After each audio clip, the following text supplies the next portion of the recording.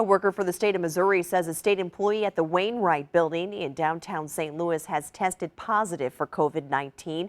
The worker says about a dozen employees have now been told to self-quarantine at home. Ray Preston reports the worker is asking Governor Parson to close the building. The employee says the worker who tested positive for COVID-19 works on the 6th floor of the Wainwright building in the Department of Mental Health. Now, we're told workers in that department have been told for several days not to have face-to-face meetings with clients. A state employee tells News 4 that on Tuesday morning, several employees, perhaps a dozen or so, were told, were notified that because they had been in contact with the COVID-19 worker, they were to go home and self-quarantine. But the worker who talked with News 4 said they believe that it's not enough to send home a small number of employees when about 100 work on the 6th floor.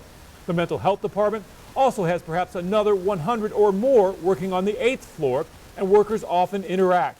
The worker asks that we not reveal their identity. We work in cubbies in cubes, so there's one cube after the next, after the next, after the next. So we all use the same bathroom, we all use the same fax machines, we all use the same scanners, we all use the same copiers, we all come in through the same door, we ride the same elevators, and there's 9 floors at the Wainwright. Also, the worker tells News 4 that members of a cleaning crew that were brought in to help sanitize parts of the building were not told they were dealing with COVID-19.